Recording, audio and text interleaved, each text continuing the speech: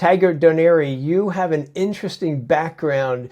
You have a science background, as I've read, and you even hold a patent.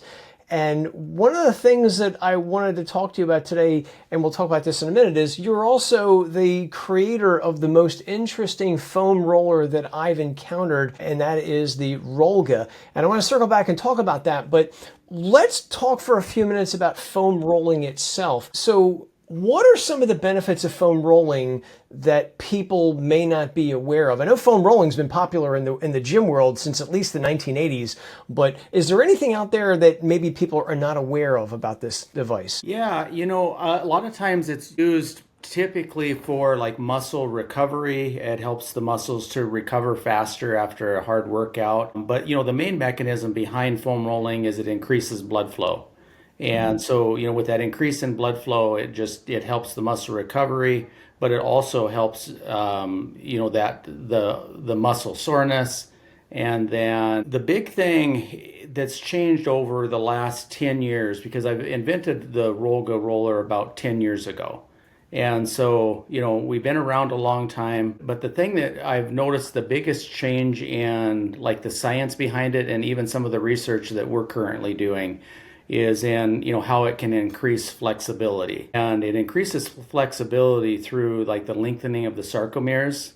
And so it's called sarcomerogenesis. And so that lengthening of the sarcomeres happens if you hold on particular points and particular stretches while you're stretching the tissue or the fascia over the Rollga for at least a minute. And so like even my use of it, I use it every day, and I've increased my reach test by about 2 inches over the course of the last 4 years, which is a dramatic increase considering as you age, you get less flexible. You used a big word that got my attention a second ago. Yeah. Sarcomerogenesis. So sarcomeres being the functional unit of muscle contraction, those are the actin and myosin protein filaments that slide back and forth over each other, generating a force. Are you saying, and this is something that's brand new for me, has foam rolling or the roll been shown to promote the formation of new sarcomeres? Yes, but only in, a lot of people tend to foam roll too fast or use the Rollga. It's great you can think of the Rollga as either you can do it at like more of a dynamic stretching or a static stretching. And so foam rolling and the Rollga it works the same way as that, where you can do more of a warm up with it. So you do more of a dynamic rolling session where you're rolling and moving a lot. And then the static sessions is more where I like to use like the softer Rollgas and hold on points and particular muscle groups for, 2 to 5 minutes. And so by doing that, you're creating sarcomerogenesis, which is the lengthening of those sarcomeres. That's fascinating. That right there is yeah, I've never heard of that before. Yeah, and it's huge, and there's quite a bit of PubMed research now on that. And we couldn't initially figure out what was happening because about 6 years ago, we did a study with the university here in St. Cloud, and we did a reach test study where we would roll with a flat foam roller and then the Rollga, and the Rollga had about a 10% increase in that reach test versus even a flat roller. But beyond that, it increased that reach test, and we couldn't exactly figure out the mechanisms of action behind that. But now, through the years, the science has developed. And, we're seeing that that's actually what is happening is that lengthening of the sarcomeres. That's fascinating. I'd never heard that. Yeah. Are there any misconceptions about foam rolling in general that maybe people are not aware of? There's groups of people that think that like rolling the IT band, for instance, isn't going to lengthen or stretch it. And that's true, because the IT band is made up of a really dense fascial tissue. And so it's not like you're going to increase the length of those sarcomeres within that IT band.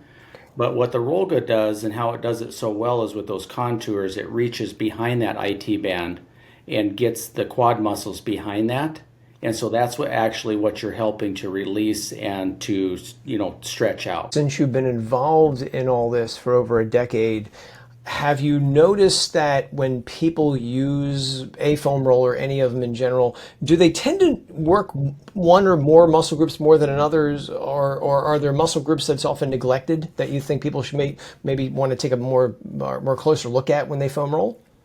Yeah, so what I've noticed with the Rollga is because people really love it on their spine, their erector muscles up each side. We have the patented spine groove, and so that center divot in the Rollga, the one that's not as deep as the two outer ones, that's we call zone 1. And what that does is it doesn't put direct pressure right on the spinous processes, and so it rolls the erector muscles, and so it just really does a nice spinal alignment. And that's actually proprietary to Rollga. I have a utility patent on that spine groove. So any product that you see out there that has the groove for the spine now is actually infringing upon our products. So let's talk about the roll. So one of my, I want to say, gripes about foam rolling is when I use them, it hurts. And obviously, if it hurts, I don't want to do it. And some people say, but Joe, it's a good pain. No, it's pain. I don't like doing it. So when I encountered the roll, I said, this is an interesting gizmo, for lack of a better term, a very scientific term. It has these contours, these grooves, and I even saw on your YouTube channel you were making one with a lathe, which I thought was very cool. And you just mentioned there are different zones on the Rollga, which I wasn't aware of until you just said it. So the contours are not designed haphazardly. There's a reason for them. Can you talk more about that? Yeah, I spent about a year in development of the Rollga design. And it just started. I've foam rolled for years, like you said. My back, I had low back issues, shin splints, all those things. And from running, I used to do marathons and triathlons, and so it really worked well for that. But again, it just didn't target the exact right spots. Like I was having shin splints, so I was having to roll that anterior tibialis to release that part, and then my calves, and a flat roller just wouldn't do it. And so then I just started playing. First, actually, it started with those two outer contours where I could drop my shins into it and at the same time release both of the anterior tibialises. And so what it did is I was looking for, just personal for myself, a way to decrease the amount of time that I had to spend foam rolling, and also decrease the amount of pain that you get with foam rolling. Because that was always the thing, is I don't feel foam rolling should hurt. It might be uncomfortable at times if you're on a muscle knot or things like that, but it should never hurt. And so the Rollga, because it's designed, I spent a ton of time studying anatomy and all of the different, basically geometries of the body, and developed those contours. And if you change the contour, that's why it's such a, even after 10 years, nobody's came out with a better product. Because if you change those contours even a quarter of an inch, like down, if they're deeper, or if they're not as deep, or the width of them, if you change any of those dimensions, it just does not work the same. And so it's just, that design really just spun out through a lot of prototyping, a lot of trial and error, and the final design was spun out on a lathe. And then I started producing those just one at a time and giving them to friends and stuff to try. And then they were like, this is so popular. And so then I started to, find a manufacturer and source it. So interesting. Yeah, it's a great idea. The bones fit in the grooves, and the pressure is put on the muscle where you want it to be, and not on the bones. The other thing is like with the grooves, this contour right here is actually the exact shape of my thumb. So when a massage therapist uses their thumb for muscle, you can do that with that. And then this bump here, we call it zone 2, is exactly my elbow.